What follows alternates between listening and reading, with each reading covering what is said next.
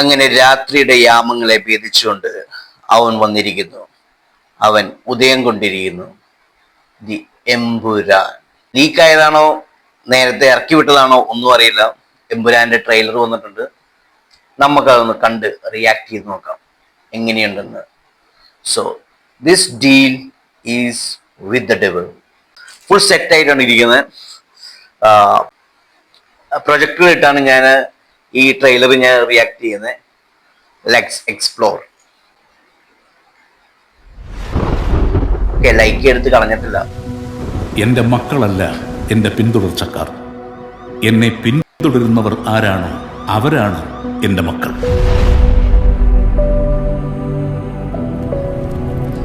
P K Ramdas ബാക്കി വെച്ചിട്ട് പോയ ഈ യുദ്ധത്തിൽ ഈ പാർട്ടിയെയും ഈ സംസ്ഥാനത്തിനെയും നിരന്തരം തളർത്താൻ ശ്രമിച്ചുകൊണ്ടിരുന്നത് മുന്നിൽ നിന്ന് പൊരുതിയ ശത്രുക്കളായിരുന്നില്ല. കേരളത്തിലെ കപട മതേതരവാദികൾ ഞെട്ടിത്തരിക്കാൻ പോകുന്ന ഒരു വാർത്ത നമ്മൾ ഉടൻ തന്നെ കേൾക്കും. और राजनीति एक धंधा है हमारे देश में. പക്ഷേ വരുന്നതേ അത്ര ചില്ലറ കൈയല്ല.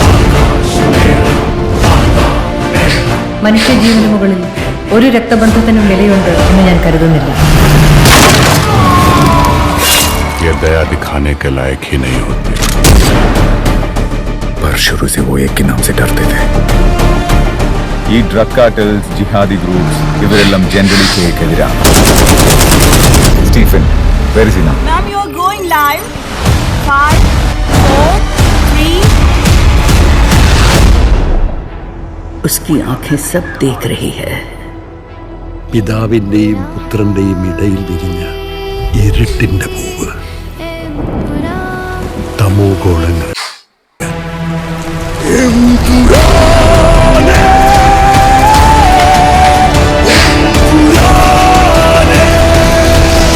ഈശോ മിശിഹായ്ക്ക് സ്തുതിയായിരിക്കട്ടെ. ജാൻവി അല്ലാതെ ഇന്ന് ഈ ലോകത്ത് രക്തബന്ധം എന്ന് പറയാൻ എനിക്ക് ഒരാളേ ഉള്ളൂ അങ്കിൾ. പണ്ടെപ്പോഴോ കേരള രാഷ്ട്രീയത്തിൽ വെറും ഒരു MLA മാത്രമായിരുന്ന ഒരാൾ. അയാളെ എന്തിനാണ് സാർ ഇങ്ങനെ പേടിക്കുന്നത്? നമ്മൾ അറിയാത്തതെന്തോ Stephen നെടുമ്പള്ളിയുടെ കഥയിലുണ്ട്. Face the world, Abraham.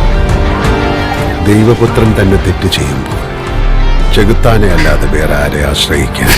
Because the enemy of an enemy is a friend.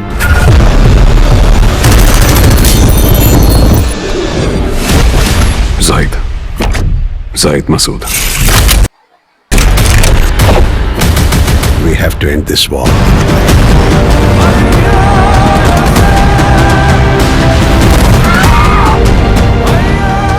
So Stephen, come back. Save your land. Save God's own country.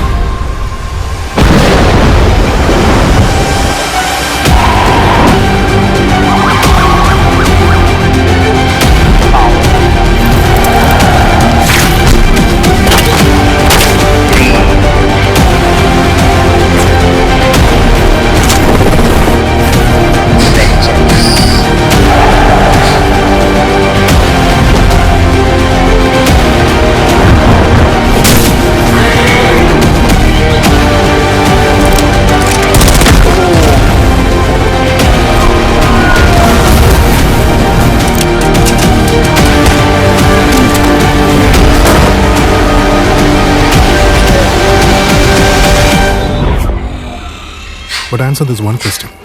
Who are you really? Lucifer.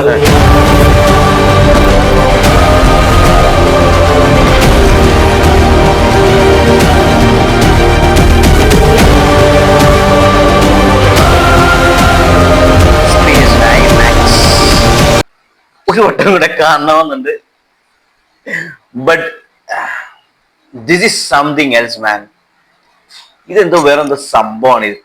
ഇത് മുരളി ഗോപി. ഞാൻ ഇതിനകത്ത് എനിക്ക് ആഗ്രഹമുള്ളത് മുരളി ഗോപിയുടെ ആ ക്യാരക്ടറൈസേഷനാണ്.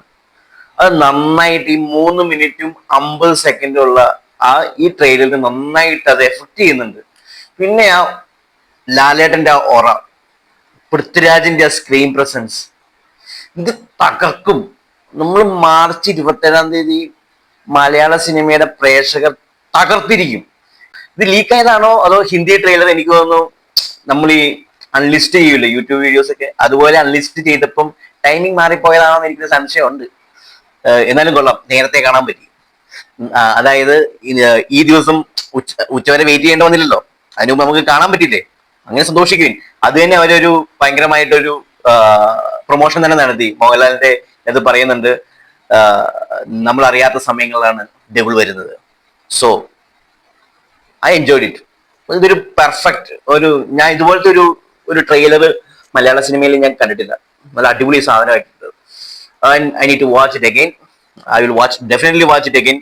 Definitely I'm going to watch it again. Bye.